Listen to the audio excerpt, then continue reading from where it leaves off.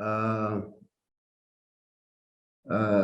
le sujet que nous allons ensemble traiter, c'est donc la mobilisation des laïcs pour la mission. Et donc, je crois qu'on m'a déjà présenté. Donc, mon nom, c'est Djimal Ngarmadjouaï, c'est un nom tchadien, de fois compliqué, assez difficile à prononcer. Mais ceux qui me connaissent, ils m'appellent par un nom plus simple, c'est Aldo, A-L-D-O. Je n'ai pas besoin donc de trop retarder sur ma présentation. Je vais passer donc directement à l'exposé qui est axé sur la mobilisation des laïcs pour la mission.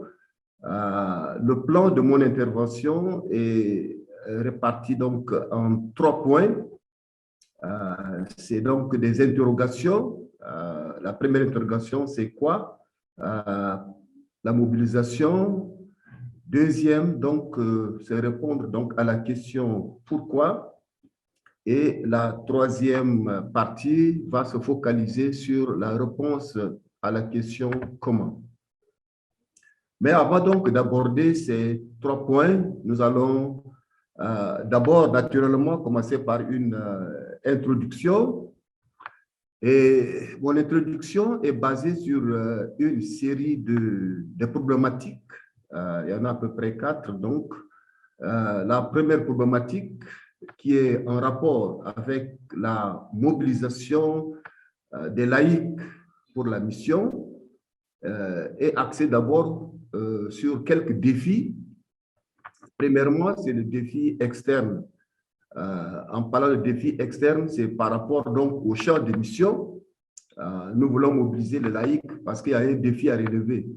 Et le premier défi, ici, c'est des approximations parce que dans les recherches que j'ai menées, j'ai découvert que la population mondiale est environ 7 milliards. C'est maintenant un peu plus que cela au-dessus déjà.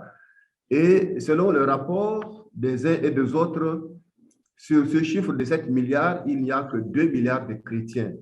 Là encore, on se pose la question de savoir si réellement ces deux sont des chrétiens dits de ce nom. Parce qu'en Afrique, il y a des chrétiens qu'on appelle des chrétiens de nom.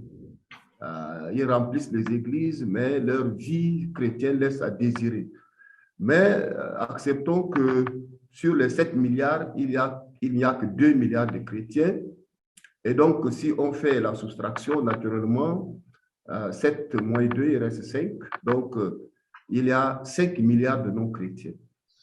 Et la flèche que vous voyez, c'est le défi.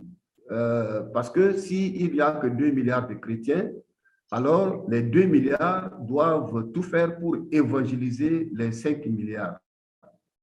Or, le constat est que chez nous en Afrique, nous avons constaté que parmi les 5 milliards, il y a beaucoup qui ont l'autorisation ou bien dans leur vie culturelle, ils peuvent se marier à plusieurs femmes. Par exemple, les musulmans peuvent prendre jusqu'à 4 femmes. Et quand ils prennent 4 femmes, les 4 femmes sont absolument des musulmans et les enfants que ces 4 femmes vont donner sont encore des musulmans.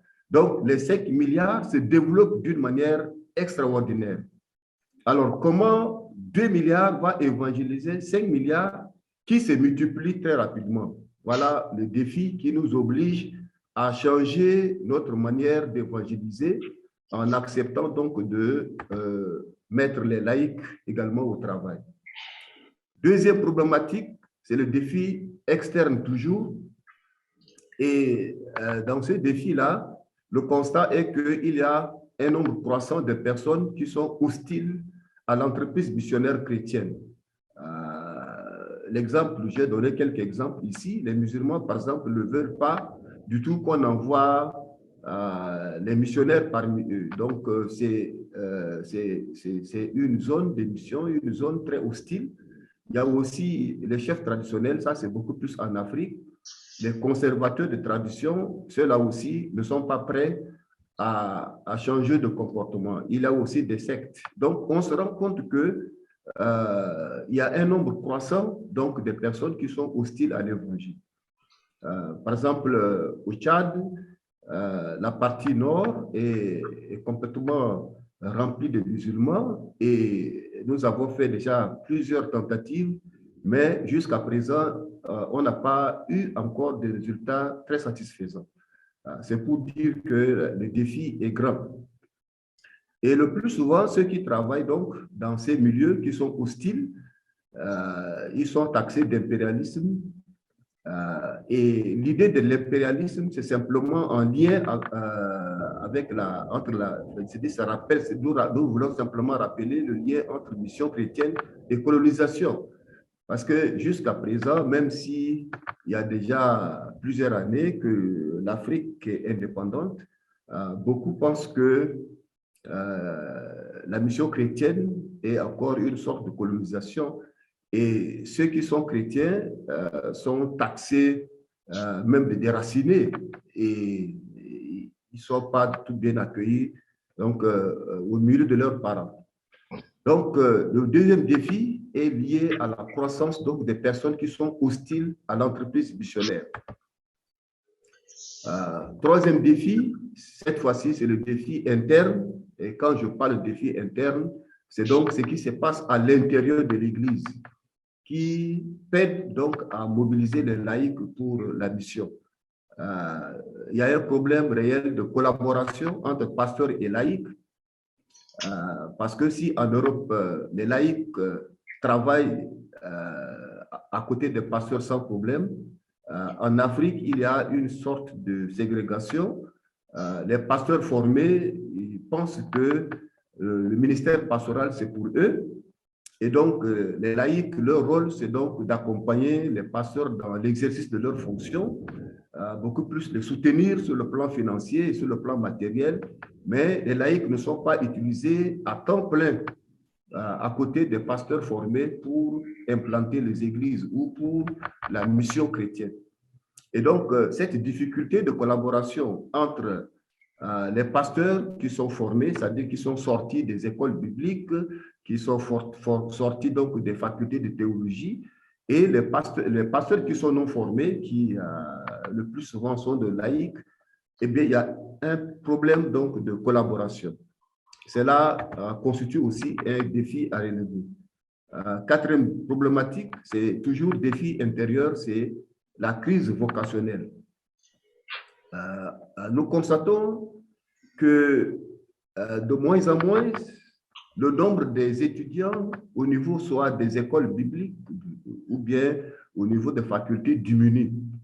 Il y a très peu qui s'engagent maintenant à être pasteur à temps plein. Et nous avons tenté d'identifier les causes donc, de cette crise vocationnelle. Et la plupart des causes, premièrement, c'est dû au péché. Parce que pour être recommandé dans une école biblique, eh bien, on tient compte un peu de votre parcours en tant que chrétien. Est-ce que vous êtes apte selon les qualifications bibliques à être envoyé en formation pour servir le Seigneur à temps plein? Le plus souvent, il y a quelques jeunes qui s'engagent pour le ministère, mais quand on essaie de vérifier un peu leur parcours en tant que chrétien, on se rend compte que peut-être que c'est des jeunes qui, tout au début, ont fait de faux pas. Ils ont, par exemple, connu de fornication, et ils ont eu des enfants, et ils ont fait des enfants avec une autre femme, et maintenant il vit avec sa femme légitime. Oui, mais ce passé ne permet pas donc à celui-là de s'engager à temps plein. Il y a bien d'autres péchés encore commis, peut-être dans le passé, déjà pardonnés, mais le témoignage de celui qui a commis ce péché ne permet pas donc qu'il soit engagé dans le service du Seigneur à temps plein. Et cela disqualifie beaucoup donc de jeunes, d'où crise de vocation. Deuxièmement, cette crise est aussi due à ce que je pourrais appeler la mutation sociétale. Le changement, au début, le constat est qu'il y a beaucoup qui s'engagent dans la mission, ou bien qui viennent présenter leur vocation et qui ont envie de servir le Seigneur. Mais ce dernier temps, le constat est que peut-être à cause de la vie difficile que traversent beaucoup de pasteurs, eh bien, les jeunes, ils veulent plutôt faire des affaires, ils veulent plutôt se débrouiller autrement dans la société que de s'engager à servir le Seigneur à temps plein. Donc, beaucoup préfèrent garder leur position, continuer à être chrétiens, mais quand il est question qu'ils s'engagent à temps plein, ils ne sont pas prêts. Ils veulent donc s'organiser autrement pour se prendre en charge parce qu'ils voient que être pasteur à temps plein, c'est synonyme de la souffrance. Et comme le contexte actuel, c'est un contexte où tout le monde veut faire des affaires, c'est difficile d'avoir des jeunes qui s'engagent ou bien qui acceptent de se mettre au service du Seigneur. Troisième chose, il y a aussi, comme il y a manque de vocation, certaines facultés ne peuvent pas fonctionner à cause même de manque de moyens pour le soutenir. Les professeurs ne sont pas soutenus. Il y a beaucoup des arriérés de salaires. Et puis donc, on préfère plutôt ouvrir les écoles dans d'autres domaines, peut-être de la communication, de droit, de tout ce qui est séculier pour peut-être avoir un peu des étudiants et là, être capable de soutenir, de faire face aux charges. Mais la faculté de théologie ne peut pas aider. Et donc, beaucoup des écoles, beaucoup de facultés sont obligées de fermer leurs portes. Et il y a aussi donc le manque de soutien. Certains étudiants s'engagent, mais l'Église est incapable aussi de le soutenir. Donc, l'ensemble de ce constat fait qu'il y a crise vocationnelle. Donc, quand il y a crise vocationnelle, le nombre de pasteurs diminue. On peut encourager la mission, mais selon l'incompréhension entre pasteurs formés et non formés, la question c'est si jamais on s'engage dans la mission, alors qui va faire le travail à temps plein sur le terrain? Voilà la difficulté. Et donc, pour répondre à toutes ces questions, j'ai vérifié un peu dans la littérature pour me rendre compte, est-ce qu'il y a aussi beaucoup qui ont la même préoccupation. Je me suis rendu compte qu'il y a très peu de littérature qui parle donc de la mobilisation des laïcs dans la mission. Il y a quelques-uns qui en ont fait l'écho, mais d'une manière indirecte, mais pas un auteur qui a focalisé sa recherche sur la mobilisation donc, des laïcs dans la mission. Sinon, il y a le mouvement de Lausanne qui a un paragraphe assez intéressant qui met l'accent sur servir Dieu et les autres par votre profession où que vous alliez. C'est donc une façon d'encourager les laïcs à servir Dieu donc avec leur profession, tout ce qu'ils font, ils peuvent mettre cela à profit pour servir le Seigneur. Et là, donc, il y a eu une disposition au niveau du mouvement de Lausanne qui encourage la mobilisation des laïcs pour la mission. Il y a aussi l'article sur l'implantation d'église de Donald Kopp, qui se trouve donc dans le dictionnaire de théologie pratique. J'en ai consulté et là aussi, avec les différentes formes de l'église, il y a aussi quelques allusions donc, à la mobilisation des laïcs pour la mission. Alors, nous abordons maintenant la première question, c'est la question « Quoi ?» Et cette question voudrait simplement nous amener à nous poser la question de savoir ce que signifie réellement, ce que c'est que la mobilisation. Le mot, quand vous cherchez l'origine, le mot est beaucoup plus utilisé dans le domaine de la guerre, de conflit, quand il y a une situation difficile, alors le leader fait appel donc à l'action d'un groupe pour relever le défi. Donc, d'une manière générale, la mobilisation, c'est donc faire appel à l'action. convaincre un groupe, les amener donc à se mettre à côté pour réaliser ou pour relever un défi. Au niveau de l'Église, lorsqu'il est question de mobilisation, il faudrait d'abord qu'il y ait un leader. Sans la présence d'un leader, c'est difficile donc de parler de la mobilisation parce que c'est le leader qui lance l'appel à la mobilisation.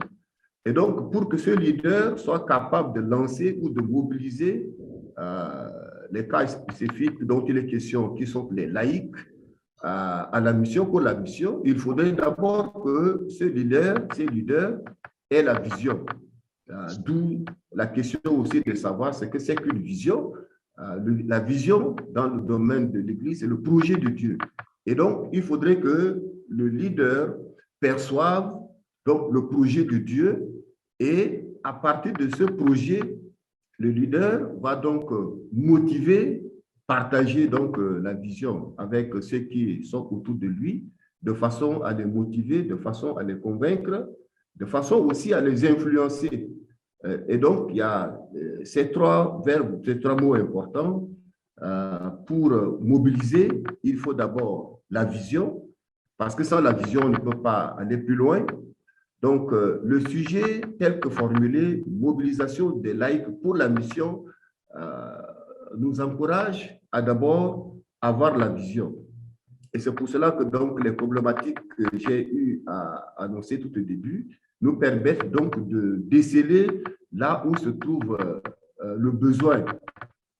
Et c'est par rapport à ce besoin qu'on peut maintenant chercher la solution en mobilisant donc ceux qui sont avec nous, ceux qui sont autour de nous, ceux qui sont à l'Église, donc pour relever le défi.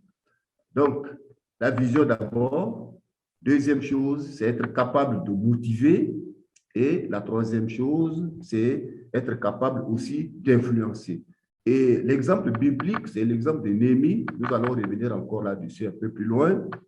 Mais quand vous lisez le livre de Néhémie, alors vous vous rendez compte que Néhémie, c'est un homme, c'est un leader qui a la vision, parce que quand il a entendu que la ville de Jérusalem est en ruine, alors il a passé un temps devant le Seigneur et il a reçu donc la vision de la reconstruction. Et donc, il a mis en route cette vision en motivant surtout ceux qui sont autour de lui, en les influençant. Et le résultat est que Néhémie a réussi donc à reconstruire la muraille. Cet exemple peut aussi nous servir dans la mobilisation des laïcs pour la mission. Maintenant que nous parlons beaucoup des laïcs, c'est important aussi de se demander, mais qui sont-ils, les laïcs? Le plus souvent, donc, les laïcs, c'est les membres d'église qui travaillent dans le milieu séculier. J'ai donné ici quelques exemples de ce qu'on appelle les laïcs. Et là, je tiens beaucoup compte du contexte africain, du contexte tchadien. Dans nos églises, nous rencontrons des hommes et des femmes qui sont donc des hommes, des femmes d'affaires. Ils mènent une activité qui leur permet donc de subvenir à leurs besoins, mais ils sont très engagés également au sein des églises. Et on peut facilement donc les convaincre pour les encourager à aussi entrer donc dans la mission. Les laïcs peuvent aussi être des infirmiers, des enseignants, donc des ouvriers. On peut continuer à citer quelques exemples, mais ces hommes et ces femmes, comme je le disais, ils sont des chrétiens, mais ils ne sont pas à temps plein. Ils sont au niveau des églises. Mais le constat est que ces hommes, ces femmes ne sont pas tellement engagés. Ils soutiennent l'œuvre, mais ils ne sont pas présents sur le terrain. Et donc, la vision ici, donc, c'est de voir, et là, nous allons développer encore plus loin, de savoir comment utiliser ces hommes et ces femmes dans la mission. Comme il est question de la mission, il faut aussi définir succinctement ce que c'est que la mission. Et pour ne pas reprendre toutes les définitions assez classiques que nous connaissons, j'ai préféré donc une approche qui m'a toujours fait du bien dans l'exercice de mon ministère, c'est donc définir la mission dans la perspective de Genèse chapitre 12, versets 1 à 3, qui est ici l'appel d'Abraham. Et quand Dieu a appelé Abraham, il a fait la promesse de bénédiction. Et donc, la mission dans cette perspective de Genèse 12, 1 à 3, signifie simplement partager la bénédiction. Et pour permettre à beaucoup de comprendre ce que signifie la mission dans le domaine donc, de partage des bénédictions, il y a quelqu'un qui a utilisé l'image de fleuve. Quand un fleuve reçoit de l'eau et partage cette eau, alors le fleuve est propre. Et beaucoup plus en Afrique, il y a des fleuves, il y a des eaux qui ne coulent pas. Et ces eaux qui ne coulent pas, on les appelle tantôt des rivières. Et donc, ces rivières ne coulent pas, mais à un moment donné, ils reçoivent de l'eau, mais ne laissent pas passer cette eau. Et le plus souvent, on se rend compte que quand une rivière reçoit de l'eau, mais ne partage pas ou ne laisse pas cette eau passer, alors cette rivière n'est pas propre. La mission, c'est donc recevoir la bénédiction, comme Abraham l'a reçu, mais aussi partager cette bénédiction donc, aux autres. Et là, c'est un élément important qui encourage ceux qui ont reçu Jésus-Christ comme leur Seigneur Sauveur personnel, qui ont reçu donc cette grâce, qui ont reçu cette bénédiction, d'être aussi prêts à partager avec les autres ce qu'ils ont reçu. Mais concrètement, on pourrait définir la mission comme aussi étant l'évangélisation ou mission comme discipolat, mission comme implantation d'église, mais aussi mission comme action sociale. Et donc, en voyant plusieurs manières de définir la mission, on se rend compte que, comme David Bosch a eu à le dire, il dit que la mission est indéfinissable. En ce sens que on ne peut pas enfermer la mission dans une seule définition parce que la mission est large, elle est vaste. Et c'est pour cela qu'on préfère plutôt simplement parler donc de mandat missionnaire qui est à l'intérieur, comporte la dimension spirituelle, mais aussi la dimension sociale. Voilà, nous abordons maintenant peut-être le cœur de notre sujet, qui est la mobilisation des laïcs pour la mission. Et la question, c'est pourquoi mobiliser les laïcs? Effectivement, je reviens un peu sur la problématique en disant que nous voulons que les laïcs soient associés au projet de la mission de l'Église. C'est pour aider justement l'Église à relever le défi. Parce que si l'Église reste sur les difficultés donc, de collaboration entre les pasteurs formés et les laïcs, alors que sur le terrain, il y a un défi de 2 milliards qui doit évangéliser 5 milliards, alors l'Église ne peut pas relever ce défi. J'ai donc présenté les images que vous avez ici. La première partie des images en dessous, c'est l'addition. Quand le pasteur n'implique pas ou ne donne pas la possibilité aux laïcs ou à tous ceux qui sont avec lui comme anciens, comme diacres, comme diaconesses, de participer activement à la mission chrétienne, alors ce pasteur fait ce qu'on appelle l'addition. Parce que comme il est formé, de temps en temps, il a le souci d'annoncer l'évangile. Donc, c'est lui seul qui, de temps en temps, fait le travail d'évangélisation. Et quand il gagne, c'est lui seul qui fait l'affermissement parce qu'il n'a pas enseigné aux autres comment se mettre, s'associer avec lui pour faire le travail. Donc, techniquement, ce que lui, il le fait à seul, comme c'est lui seul qui est formé et c'est lui seul qui est habilité à travailler, eh bien, il pratique ce qu'on appelle l'addition. Et si ce pasteur ou cette église ne pratique que l'addition, alors le défi ne peut pas être relevé. D'où la raison fondamentale pour mobiliser les laïcs, c'est parce que nous voulons passer maintenant de l'addition à la multiplication. Donc, la seule possibilité pour les 2 milliards d'évangéliser les 5 milliards, par exemple, c'est de procéder donc à la multiplication. Et si nous voulons faire la multiplication, eh bien, nous devrions impliquer activement les laïcs dans l'œuvre de la mission. Cela veut dire que les laïcs qui sont à l'église, les laïcs qui sont autour du pasteur, parce que la plupart de ces laïcs en Afrique, par exemple, c'est ceux-là qu'on les rencontre comme anciens, comme diacres, comme secrétaires de l'église, etc. Alors, si les pasteurs encouragent ces laïcs, ils les forment, alors ces laïcs peuvent valablement se mettre à côté du pasteur et nous allons vivre tout de suite ce qu'on pourrait appeler la multiplication. Donc, le pasteur ne va pas faire le travail seul, mais il a formé les laïcs et il met les laïcs au travail. Donc, les laïcs aussi, ils vont dans leur lieu de travail, au quartier, n'importe où, ils auront donc cette possibilité, cet encouragement de communiquer l'évangile, d'ouvrir leurs portes pour accueillir aussi les nouveaux convertis. Et rapidement, le nombre des chrétiens, le nombre de convertis va augmenter. Peut-être de 4, eh bien, on peut passer à 8. Et de 8, on peut passer à 16. Et donc, le travail avance bien. Maintenant, il y a aussi le problème d'avantage.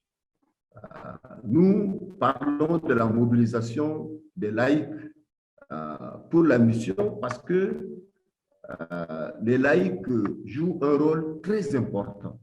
Les avantages, c'est que les laïcs sont mieux acceptés par les autochtones. Et ça, c'est l'exemple, c'est le constat que nous avons fait, par exemple, au Tchad. Tout au début, j'ai parlé des défis extérieurs, des milieux qui sont hostiles à l'évangile, qui sont fermés à l'évangile. Mais si c'est un laïc qui est enseignant, qui est infirmier, qui est affecté dans ces milieux, et comme il est chrétien, il est habitué à annoncer l'évangile aux autres. Alors, à partir de son travail, à partir de ce qu'il fait, il est d'abord accepté par les autochtones parce qu'il ne vient pas avec la couleur du pasteur, il ne s'affiche pas comme pasteur, comme évangéliste, mais il vient d'abord en tant qu'infirmier, en tant qu'enseignant, en tant qu'ouvrier, et c'est à ce niveau-là qu'il va commencer un travail pionnier et ce travail va bien réussir.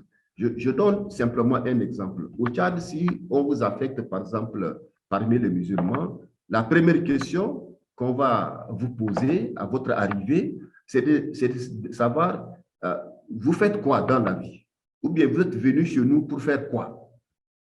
Et si vous dites que non, bon, mais moi, je suis venu chez vous en tant que médecin, en tant qu'infirmier, pour faire telle activité, alors là, vous êtes accepté, vous êtes aimé même. Mais si vous dites que non, moi, je suis venu en tant que pasteur, en tant qu'évangéliste, tout de suite, ils vont vous demander, mais qu'est-ce que vous venez chercher chez nous? Qu'est-ce que vous allez faire chez nous? Parce que pour eux, il est impensable que dans un milieu qui est fortement, c'est-à-dire un milieu qui est musulman, on envoie un pasteur qui est chrétien pour faire un travail. Il se demande, mais quel est le travail qu'il va faire? Et tout de suite, la persécution va commencer. Mais si vous venez avec l'identité donc de quelqu'un qui a un travail séculier à accomplir chez eux, alors tout de suite, ils vous acceptent. Même si après, vous commencez par les évangéliser, en tout cas, là, il n'y a pas tellement de problème. Deuxième chose, la mobilisation des laïcs pour la mission doit être encouragée parce que les laïcs sont plus crédibles. Et là, ça rejoint ce que je viens de dire. Ils sont plus crédibles parce que dans les milieux difficiles, ils peuvent facilement s'adapter, ils peuvent facilement pénétrer le milieu, ils peuvent facilement commencer un travail pionnier.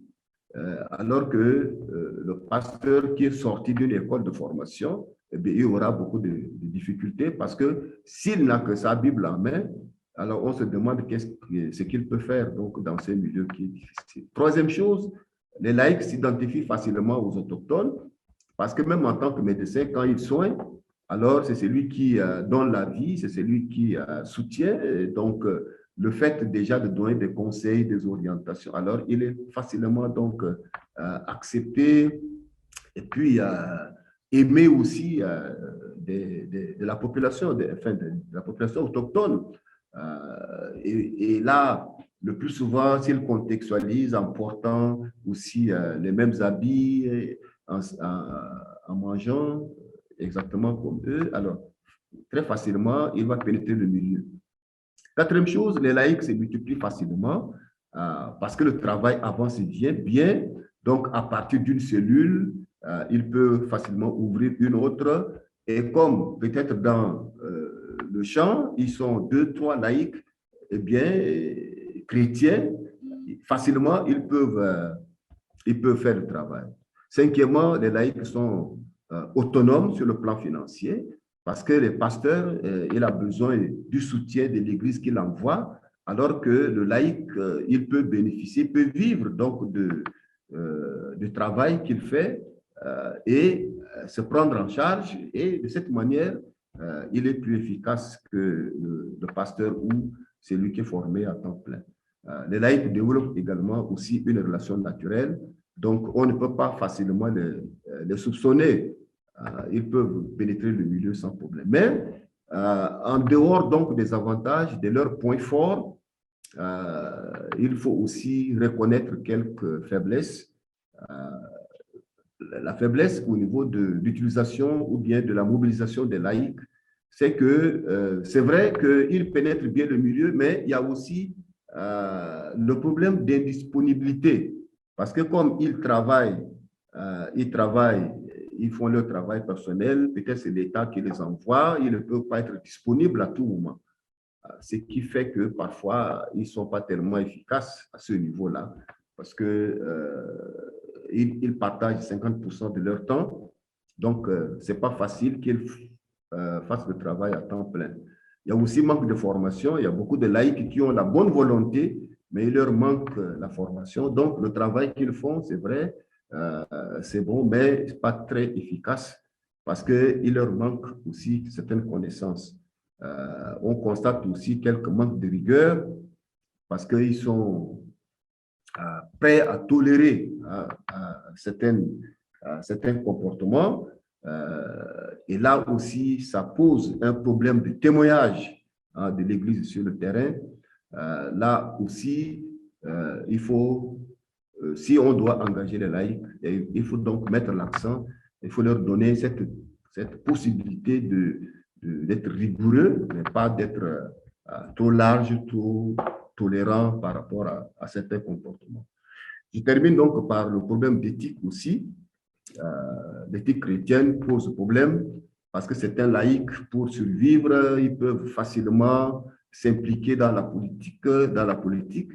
Et là aussi, à cause donc de ce qui se passe beaucoup plus en Afrique, s'il prend la couleur d'un parti politique, alors très vite, le problème va se poser au niveau du travail qu'il accomplit sur le terrain. Voilà quelques éléments qu'il faut considérer s'il faut mobiliser les laïcs pour la mission. Maintenant, troisième et dernière chose qu'on peut dire, c'est comment les mobiliser.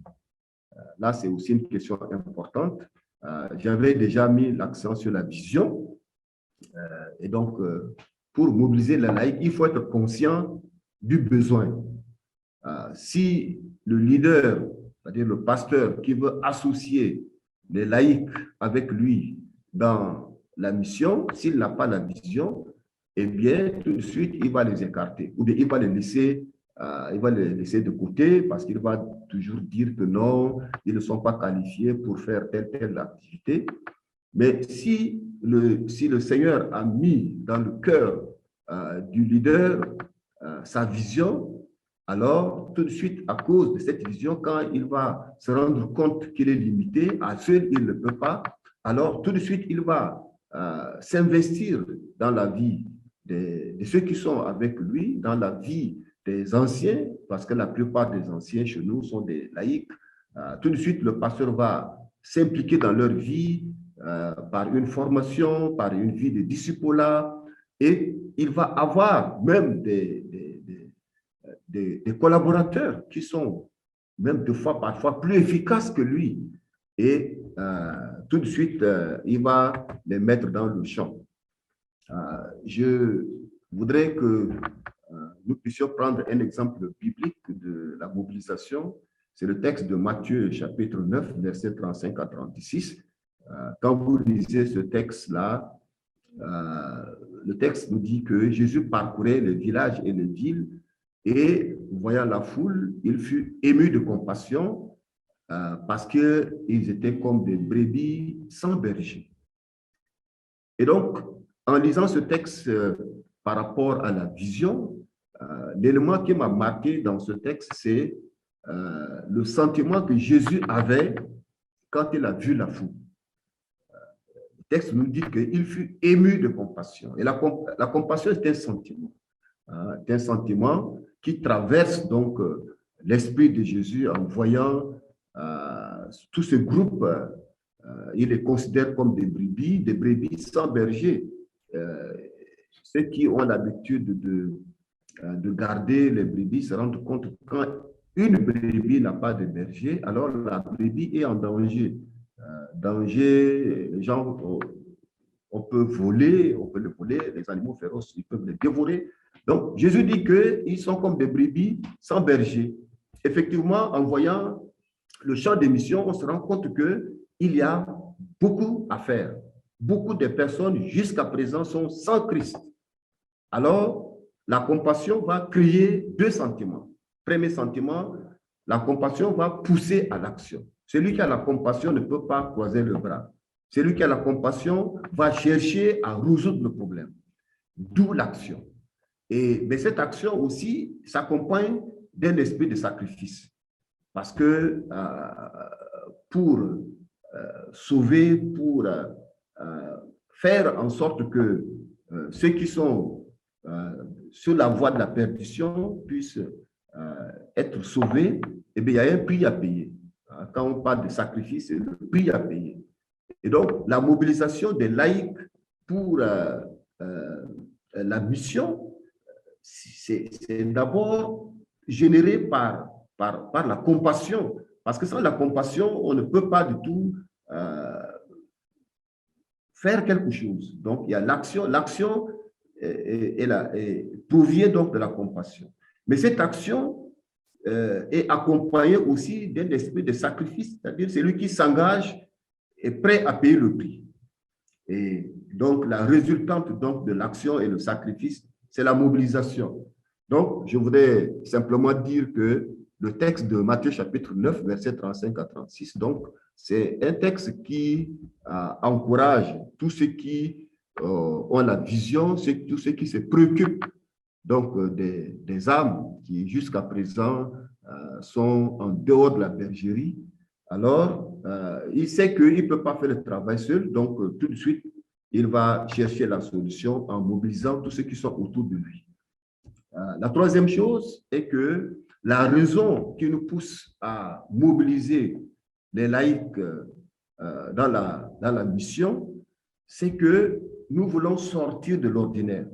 L'ordinaire, c'est quoi? L'ordinaire, c'est cette conception trop classique du ministère pastoral où nous pensons que celui qui peut aller en mission ne peut être que quelqu'un qui est sorti d'une école de formation, quelqu'un qui a temps plein, mais tous ceux qui sont dans la vie active, leur rôle, c'est d'être simplement des accompagnateurs.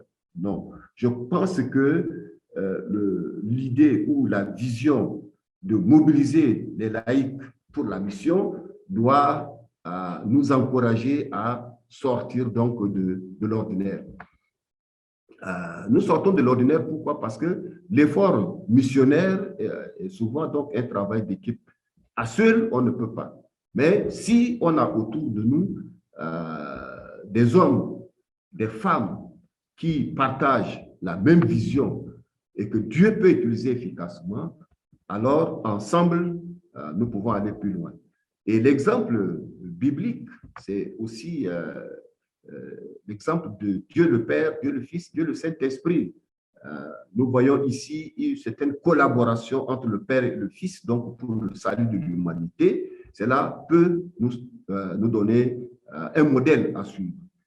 Jésus lui-même, quand il est venu, il a appelé 12, il les a formés, il les a envoyés. Donc, nous voyons déjà un travail d'équipe où Jésus, il est capable de faire ce travail seul, mais ici, il est entouré donc de ses disciples et après, il va laisser le travail aux disciples. Les disciples vont former d'autres disciples selon la recommandation de Matthieu chapitre 28, verset 19.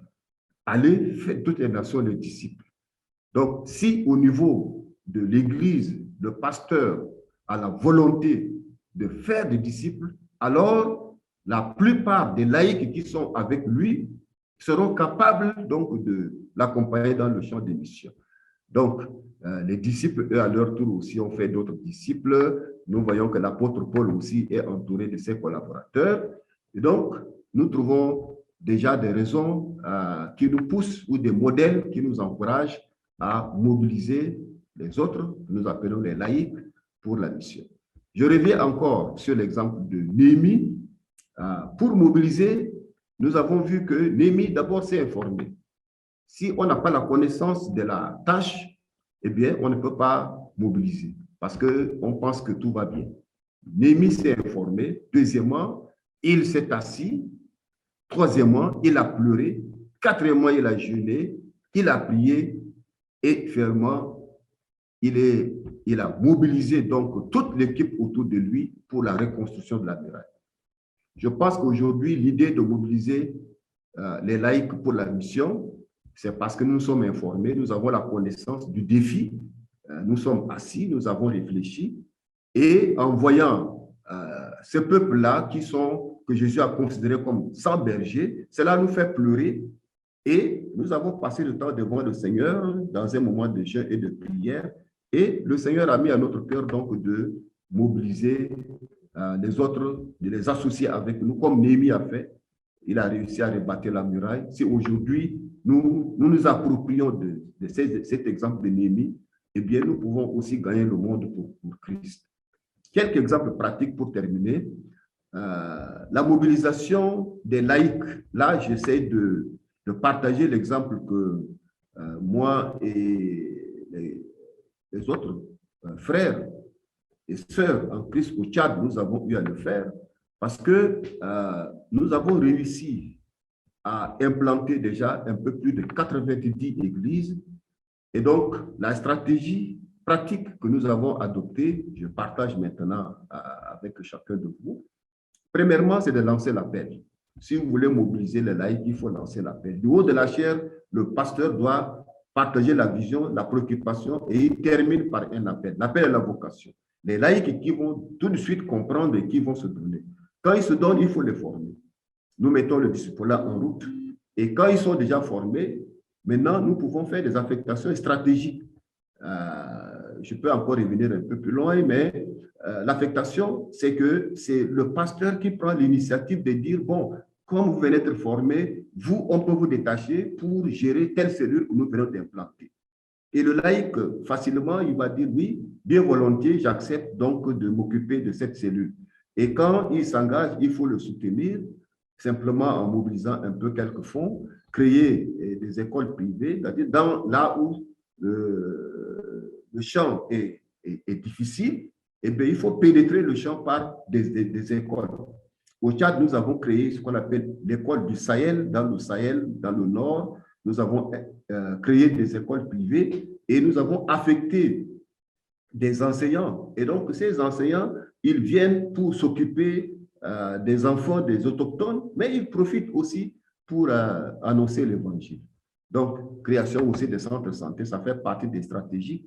Et on peut aussi négocier l'affectation de certains fonctionnaires chrétiens. Ils sont fonctionnaires, ils sont avec l'État. Par exemple, si on se rend compte que dans une province, il manque des pasteurs, ou dans un lieu, dans un champ de missionnaires, on a besoin de quelqu'un pour faire un travail pionnier, on peut simplement négocier avec, poser le problème au niveau de l'État. Et puis, l'ancien qui est formé, il peut demander expressément donc une affectation là où c'est difficile. Et quand l'État accepte de l'affecter, eh bien, 1 an et 2 ans, il peut déjà commencer un travail pionnier en implantant une église ou bien en commençant à évangéliser, à faire en sorte que les âmes soient gagnées. Deuxièmement, on peut aussi signer de contrats à court, moyen, long terme avec le diplômé sans emploi. Ça, c'est une expérience qu'on a eu à faire aussi. Il y a beaucoup qui ont fini les études, mais ils ne sont pas encore intégrés. Eh bien, comme c'est des frères et sœurs en Christ, nous lançons la formation et quand ils finissent, ils acceptent donc d'être affectés stratégiquement. Ils nous donnent un temps. Le plus souvent, ils disent, bon, je peux m'engager à servir le Seigneur pendant 2 ans, pendant 3 ans, avant de revenir ou avant peut-être de suivre mon papier d'intégration. Et donc, ceux-là, ils font un travail très efficace, même si ce n'est pas à temps plein, eh bien, ils nous aident donc à mieux annoncer l'évangile. Je termine cette première partie en répondant ou bien en affirmant que la mobilisation des laïcs pour la mission est donc la réponse au cri du cœur qui est lancé par le mouvement de Lausanne. Si vous lisez le paragraphe 9 du mouvement de Lausanne, alors vous allez trouver ceci. Dans la déclaration de Lausanne, j'ai lu et il s'est dit plus de 2 milliards 700 millions de personnes doivent encore être évangélisées. C'est-à-dire le travail, la tâche est immense. Tout au début, j'ai parlé de 5 milliards qui attendent à recevoir encore Christ, mais à Lausanne, le constat est que plus de 2 milliards 700 millions de personnes doivent encore être évangélisées. Et la déclaration est que nous sommes honteux en tant qu'hommes, que nous sommes honteux que tant d'hommes aient été négligés. Donc, si nous voulons relever le défi, eh bien, nous devions donc faire en sorte que ceux que nous les laissons de côté, qu'on les appelle des laïcs, eh bien, nous devons les intégrer dans le ministère de façon à ce qu'ils nous accompagnent donc dans le travail d'évangélisation et le travail des missions. Et comme nous avons constaté, ils sont plus efficaces. Et comme ça, beaucoup qui attendent à être évangélisés trouveront la grâce d'accepter Christ comme Seigneur et Sauveur. Voilà, un peu succinctement présenté, exposé la mobilisation donc des laïcs pour la mission. Je vous remercie.